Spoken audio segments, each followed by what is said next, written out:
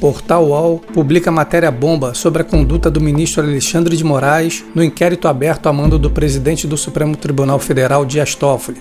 Fala pessoal, sejam bem-vindos ao canal Política Play. Antes de prosseguir, eu gostaria de convidar você que chegou aqui por acaso a vir conhecer o nosso canal. Caso tenha algum interesse em se inscrever, não esqueça de ativar o sininho na opção Todas. Desse modo você receberá novos vídeos assim que eles forem postados. E sem mais delongas, vamos ao vídeo.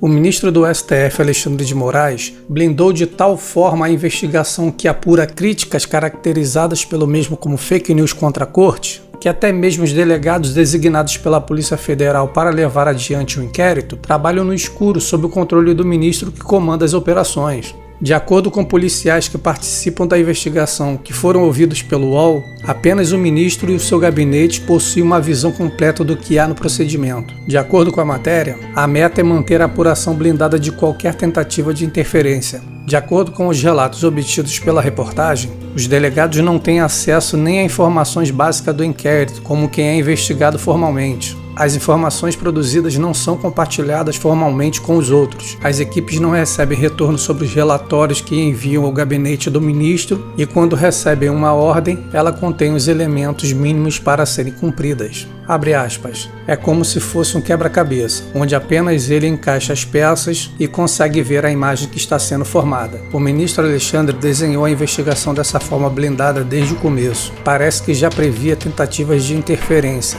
Fecha aspas, disse um dos delegados que pediu anonimato. Segundo a reportagem, o ministro Alexandre de Moraes está agindo como se fosse um chefe de trabalho de investigação da Polícia Federal, acompanhando os trabalhos e fazendo pedidos à polícia no lugar do Ministério Público e decidindo sobre o encaminhamento do caso, o que é ilegal e inconstitucional segundo juristas sérios. Em uma quebra de sigilo telefônico, por exemplo, é ele quem pede e autoriza a ação, analisa o conteúdo colhido e decide o encaminhamento do material, passando assim por cima de todo o processo legal. Esse inquérito foi aberto em março de 2019, a pedido do presidente do Tribunal Federal, Dias Toffoli, que ficou incomodado com as críticas dos cidadãos que se revoltaram contra decisões da corte. Os policiais que foram ouvidos pela equipe do UOL acreditam que este inquérito não sofrerá alterações em seu curso e ainda pode ficar aberto por muito tempo.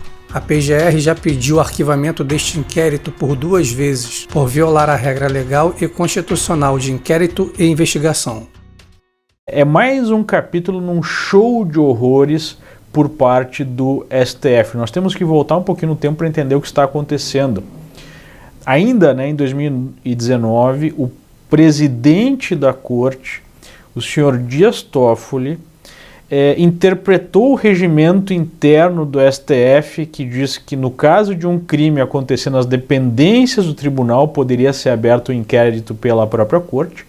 Interpretou que as dependências do tribunal seria o Brasil inteiro, já que os ministros podem estar em qualquer lugar, e enfim, um suposto ataque ao ministro que ele considera como uma calúnia, uma difamação, seria então passível de se abrir um inquérito para você poder investigar tal crime.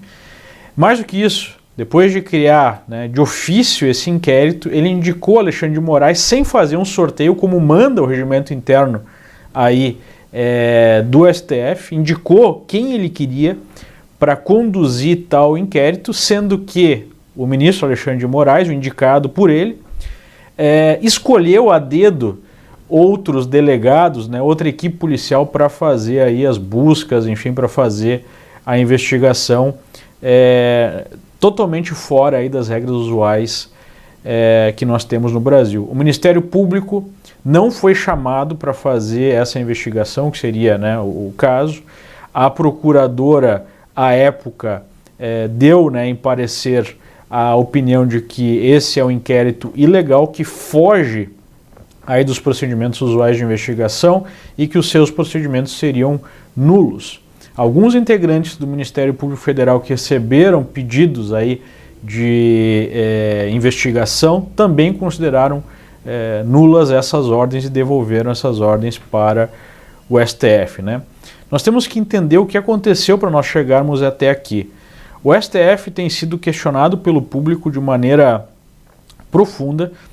A partir do momento que fica claro que nós tivemos no país um governo completamente corrupto, né, que foi o governo do PT, que encabeçou aí os maiores esquemas de corrupção da história do país, né, junto com outros partidos, outros empresários e com a própria imprensa, que deu guarida a essas atividades criminosas sem fazer a investigação necessária, né, onde a imprensa só foi apoiar as investigações quando a porteira já tinha sido arrombada, quando o maior roubo da história do país já tinha acontecido, e não só, né, um roubo financeiro, mas uma atividade criminosa no ambiente político, no establishment político empresarial brasileiro, que tinha como objetivo, né, criar um sistema aí político ditatorial como na Venezuela. Foi comprado o Congresso, se conseguiu dinheiro para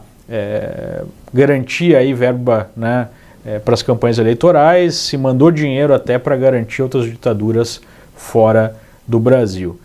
E praticamente toda a corte, todo o STF atual, quase, né, toda a formação foi indicada por esses sujeitos, por esses governos aí corruptos, né? Então, nós nos questionamos que tipo de STF é esse que trabalha sistematicamente para atrasar investigações, que não condena ninguém, ao contrário, né? Recentemente liberou dezenas e dezenas de presos na Lava Jato, aparentemente se comporta sempre para proteger esses poderosos que saquearam o país, e muitos deles ainda estão no poder, né? Nós temos aí várias pessoas que foram apresentadas nas listas de propina da Odebrecht que estão em cargos de poder. Temos aí um Botafogo no Congresso Nacional, né? Investigado, mas a investigação não anda. Nós estamos vendo exatamente o contrário, né?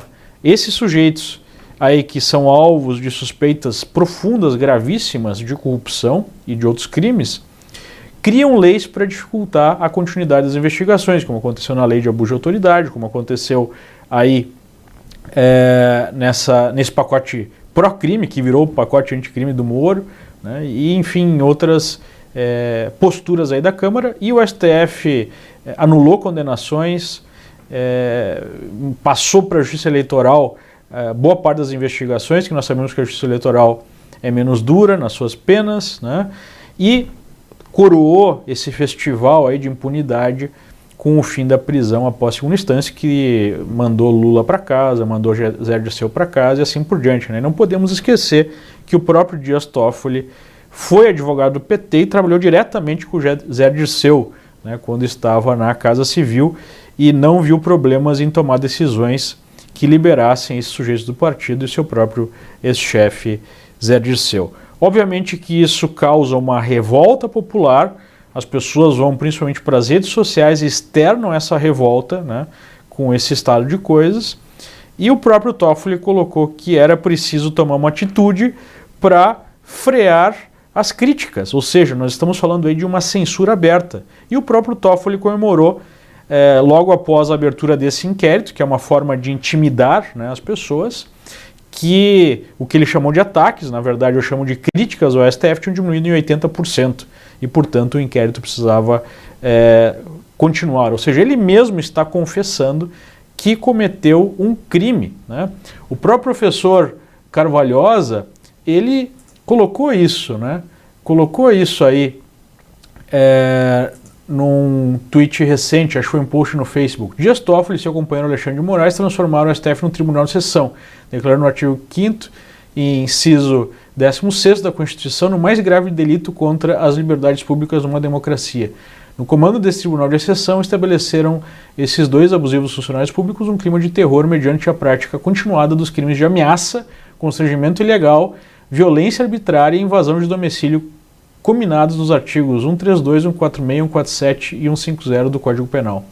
Para que cesse as atividades delituosas, esses dois indivíduos devem a Procuradoria-Geral da República promover a imediata prisão preventiva de ambos, a fim de que deixem de ameaçar e ofender a cidadania brasileira.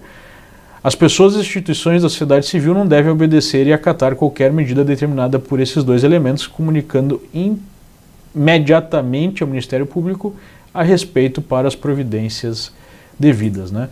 Então, é óbvio que se nós temos um procedimento que é sigiloso, onde os alvos, né, de eventuais críticas são eles mesmos os que determinam busca e apreensão, tomam decisões em relação à restrição de liberdade, sem que os advogados dessas pessoas tenham acesso ao porquê que isso está acontecendo, nós temos rasgados aí os preceitos mínimos para a existência de um Estado de Direito, né, para a própria existência de uma democracia. E o professor Carvalhosa coloca uma conclusão óbvia aí, né? Esses sujeitos deveriam estar presos, deveriam ser sacados dos seus cargos imediatamente, porque eles estão cometendo crimes contra a sociedade brasileira, né? Impedindo aí a nossa liberdade e perseguindo quem aponta aí o que está acontecendo. Não podemos esquecer também que nós temos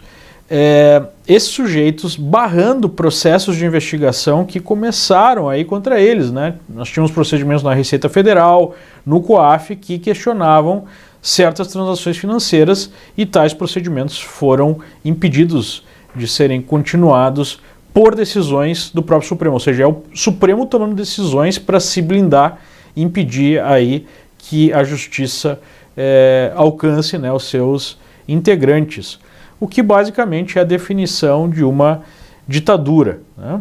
Então, nós temos aí o Supremo investigando pessoas, coagindo pessoas para impedir que essas críticas continuem.